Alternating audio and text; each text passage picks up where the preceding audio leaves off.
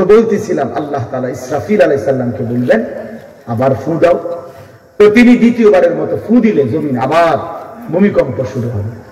এই ভূমিকম্পে জমিন কাঁপতে কাঁপতে এইবার জমিনের তলদেশে ওই প্রথমবার ফু দেওয়াতে ভূমিকম্প কাঁপতে কাঁপতে সব উপরে যা ছিল সব নিচে চলে গেছে। মনে আছে নি এটা কইছি? উপরটা কি ফাঁকা, এইবার নিচে যা ছিল সব উপরে চলে আসবে। এই আসলেই এটা হাসরের মাঠ। সমস্ত নিচের জিনিস যা কিছু একেবারে মানুষ, গরু, ছাগল, হাঁস, মুরগা, জিন, ইনসান, ঘর দুয়ার, বাজার, ব্যবসা, দোকান, টাকা, হীরা জহরত, মণি মুক্তা, টাকা পয়সা, অর্থবিত্ত সব সোজা কথা জমিনের তলদেশের সবকিছু জমিনের উপরে উঠে আসবে। এই উঠে আসলেই এটা হাসরের মাঠ। এই হাসরের মাঠ কোনটা জানেন? এই যেখানে বসে আছেন এখন এটাই হাসরের মাঠ। এই জমিনের উপরে হাসরের মাঠ। বাকি শুধু আল্লাহ কোরআন বলছে ইদাল আরদু মুদ্দাত, আমি আল্লাহ জমিনটাকে টেনে আরো লম্বা করে দেব, আরো বড় করে দেবো আর কি, প্রশস্ত করে দেবো। কারণ ওই যে পিছের মানুষ খারাপ লাগবে না, মানুষ তো দাঁড়াই বসেই আদম আলাইহিস সালাম থেকে নিয়ে, তো মানুষ বেশি না, মানুষ, গরু, ছাগল, হাঁস, মুরগা, জিন, ভূত সব খারাপ না, সব দাঁড়াবে। এই জন্য আল্লাহ তাআলা বলেন জমিন আমি প্রশস্ত টেনে দিব, লম্বা করে দিব, এতটুকু। বাকি এটাই হাসরের মাঠ, এটাই হাসরের মাঠ। এই কথাটাই এখানে আল্লাহ তাআলা উল্লেখ করছেন। ইদা জুলজিলাতিল আরদু জিলজালাহা, যখন দ্বিতীয়বারের মতো ইসরাফিলের ফু দিলে জমিনের ভূমিকম্প শুরু হবে। ওয়া আখরাজাতিল আরদু আসফালাহা, আল্লাহ তাআলা বলেন তখন জমিন তার তলদেশে যা ছিল সমস্ত জমিনের তলদেশে, এগুলো এতদিন জমিনের বোঝা ছিল, বোঝা মানে মাটির নিচে, এগুলো সে মনে যেন ফোজা কান্দে লইছে। এবার ওয়া আখরাজাতিল আরদু আসফালাহা, জমিন তার বোঝা মানে জমিনের তলদেশে যা ছিল সে এবার তা জমিনের উপরে উঠাই দিল, উপরে উঠাই। এরপরে আশ্চর্য কথা শুনেন, এরপরের কথাটার জন্য রাসূলুল্লাহ সাল্লাল্লাহু আলাইহি সাল্লাম হাদিসে বলছেন, এই ভাই শুনেন, ছেলেরা তোমরাও শোনো।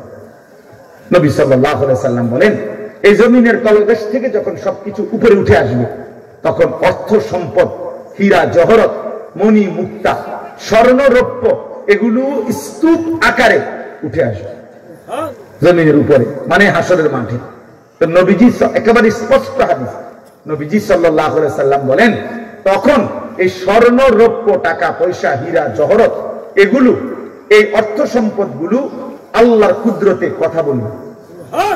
স্বর্ণের টুকরা কথা বলবে, কথা বলবে, রৌপ্যের টুকরা কথা বলবে, এগুলো কথা বলবে। কথা কি বলবে? এগুলো তখন ওই নাফরমান মানুষগুলোকে ডাক দিবে, ডাক দিবে, আইয়ুহাস সারিক, হে চোর, এদিকে এই সম্পদের জন্য চুরি করেছিলে, আজ যা দরকার নেই। আইয়ুহাল কাতি, হে ডাকাত, এদিকে এদিকে আসো, এই সম্পদের জন্য ডাকাতি করছিল, আজ নেও। হে আত্মীয়তার, আইয়ুহাল কাত, আইয়ুহাল কাতি, আত্মীয়তার সম্পর্ক ছিন্নকারী ব্যক্তি আসো, এই জন্য ভাইয়ের সাথে যুদ্ধ করছো, বোনের সম্পদ নষ্ট করছো, চাচারে সম্পত্তি দাও নাই, এই জন্য, এই দুনিয়ার জন্য নেও, এখন না, এখন যা লাগে নেও। এইভাবে প্রত্যেক নাফরমান পাপীকে, হে হারামখোর, সুদ করে দিগা, এখানে টাকা যা লাগে নে, নে বাটপার, এখান থেকে টাকা নে, কি পরিমাণ টাকা দরকার ছিল নে। এইভাবে রাসূলুল্লাহ সাল্লাল্লাহু আলাইহি সাল্লাম বলেন দুনিয়ার এই সম্পদগুলো কথা বলবে আর ডাকবে, ডাকলে মানুষ আচ্ছা এটা কখন কেন লিখবো, কথা বলেন না, এটি যখন কথা বলবে, ডাকাডাকি করবে, মানুষ কি বলবে?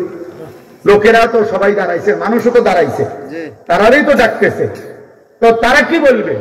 ওয়াকালাল ইনসানু মা লাহা, আল্লাহ নিজেই বলতেছে, লোকেরা তখন মানুষগুলো বলবে মা লাহা, এটা কি হলো, আরে এটা কি কারবার, এগুলো কথা বলে কেমনে, এগুলো কি কয়, এরা আমার চিনলো কেমনে? আমি যে সিটার,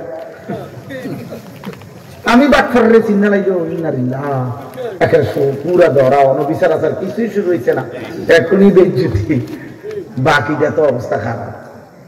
মানে অর্থাৎ মানুষগুলো অবাক হয়ে বলবে মা আলাহা, কি হলো জমিনে, কি হলো এগুলোর, এরা এমন করছে কেন, এরা কথা বলছে কেন?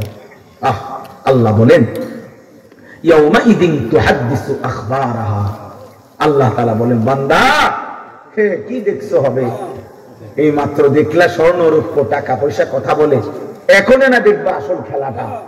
ইয়াউমাইদিন তুহাদ্দিসু আখবারাহা, আল্লাহ বলেন এখন দেখবা সরাসরি এই হাসরের মাঠে তোমার সামনে তোমার পায়ের নিচের জমিন তোমার পুরা জিন্দেগীর কথা, তোমার যত তথ্য ভালো কিংবা মন্দ, নেক কিংবা গুনাহ, তোমার সমস্ত কিছু রাতের কিংবা দিনের, একাকী কিংবা প্রকাশ্যের, গোপন কিংবা আড়ালের, আল্লাহর কসম জমিন সবটা এখন তোমার সামনে বলে দিবে। ইয়াউমাইদিন তুহাদ্দিসু আখবারাহা, রব্বুল আলামিন বলেন জমিন সবটা কথা বলে দিবে, ভালোটাও মন্দটাও, আলোটাও অন্ধকারটাও, একাকীও অন্ধকারেও, প্রকাশ্যেও, সবার মাঝেও সব বলে দিবে। রাতের চুরি বলে দিবে, রাতের তাহাজ্জুদটাও বলে দিবে, মদের আড্ডার কথাও বলে দিবে, জুয়ার আড্ডার কথাও বলে দিবে। সারা রাত যুবক উলঙ্গ ছবি দেখেছ, আল্লাহর কসম সেটাও বলবে। যে যুবক মালিকের সেজদা দিয়েছে সেটাও বলবে। তাহাজ্জুদ শোনাবে, আবার সবার সাথে যে জামাতে নামাজ পড়েছে এটাও বলবে, সব কিছু বলে দিবে। আল্লাহ বলেন যদি মানুষ ভাবতে চাও জমিন কিভাবে কথা বলে, স্বর্ণরৌপ্য কিভাবে কথা বলে, আল্লাহ বলেন বিআন্না রাব্বাকা আওহালাহা, আল্লাহ তাআলা আদেশ করেছেন বলেই কথা বলে। আল্লাহ বললে, হুকুম করিলে আল্লাহর গোটা কায়নাত, গোটা সৃষ্টি জগৎটাই কথা বলে।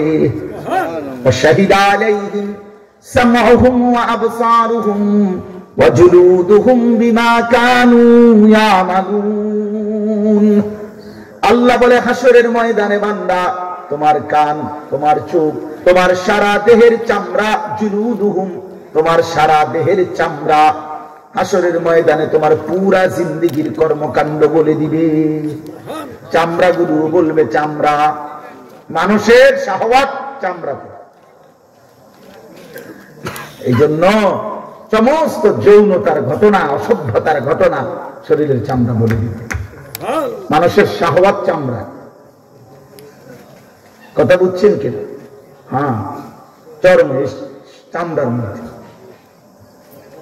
শাহওয়াত, কামনা, বাসনা, যৌন চাহিদা। এই জন্য যত লোক দেখবেন বিভিন্ন হসপিটালে, যত ডাক্তার চর্মরোগের ডাক্তার, তত লোক যৌন রোগেরও ডাক্তার। হ্যাঁ, চর্ম ও যৌন রোগ বিশেষজ্ঞ, এটা একই বিষয়, একই চাপটা। চামড়া মানে